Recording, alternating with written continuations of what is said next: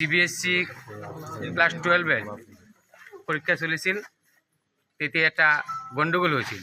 Police তাতে যাই গম পালে যে আসামৰ বিভিন্ন ডিষ্ট্ৰিক্টৰ পৰা কিছুমান ষ্টুডেণ্ট তাতে এনৰোল কৰি CBSE ক্লাস 12 এক্সাম দিবলৈ আহিছে।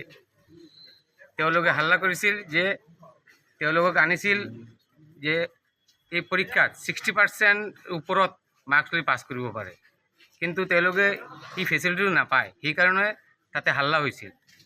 পুলিচ তাতে যাই এইটো ল এণ্ড অৰ্ডাৰ মেইনটেইন কৰে এবং পাতাৰকান্দি সাৰ্কেল অফিসাৰও যাই তাতে ল এণ্ড অৰ্ডাৰ মেইনটেইন কৰাৰ পিছতে পাতাৰকান্দি থানাৰ OC সমস্যাৰ পৰ একটা কেস ৰুজু কৰিলে এগেইনস্ট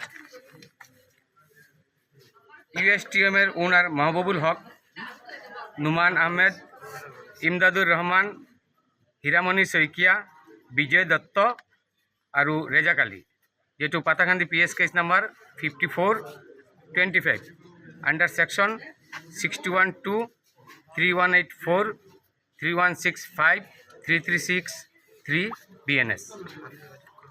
এই কেসটি রুজু হওয়ার পিছতে পুলিশ মাহবুবুল হক আর বাকি যে 5জন মানুহক এরেস্ট কৰিলে। এৰেস্ট কৰি আজি কোৰ্টত প্ৰডিউস কৰিলে। এই প্ৰডিউস কৰাৰ পিছতে পুলিশে 7 দিনেৰ ৰিমান্ড বিচাৰিছিলে এবং আসামিবিলাকৰ পক্ষে বেইল পিটিশন প্ৰেয়াৰ কৰিছিলে।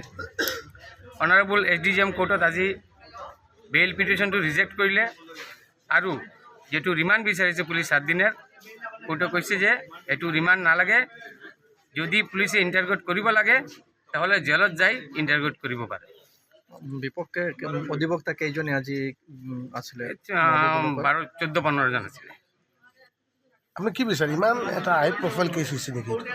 এটা হাই প্রোফাইল কেস। কি কি সেকশন জানে? কি সেকশন ইন্ট্রোডিউস করা হয়েছিল তাতে? 61(2), 3184, 3165, 3363 BNS। এইটো আপনারা জানে এলিগেশনটো বহুত সিরিয়াস এলিগেশন। যদি CBSE ক্লাস 12 এক্সাম মানুহ আনিলে তেওঁলোকক পাছ কৰাৰ কাৰণে আপোনালোকে জানে যে আমাৰ ল'ৰাবিলাক ইমান পৰিশ্ৰম কৰি ভালকৈ পৰীক্ষা দি থাকে, কিন্তু তেওঁলোকে এটা বেলেগ এটা কাম কৰিলে যে কিছুবা প্ৰলোভন দি কৰিলে তোমালোকে মই পাছ কৰাই দিম 60 বা 65% বেলেগ পাৰ্চেণ্ট দি পাছ কৰিব কাৰণে। এইটো যদি দোষী সাব্যস্ত হয় তেনেহ'লে এইটোৰ আইনী সাজা কি হ'ব পাৰে? Minimum 7 years.